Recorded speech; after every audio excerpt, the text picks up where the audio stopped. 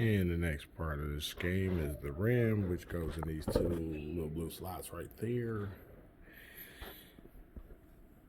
Those two little sticks. And this is a fun thing because these only fit a certain way. So there's absolutely no way you should be able to jam anything other than what belongs in that slot there.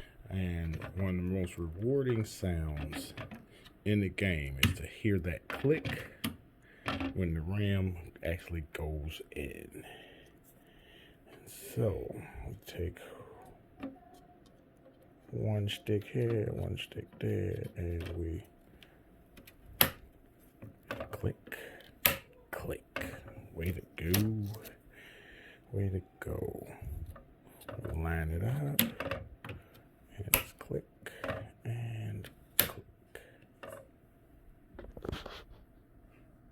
And voila, we have set our CPU and RAM. Next thing we want to do is we want to install our heatsink, which we'll show you next.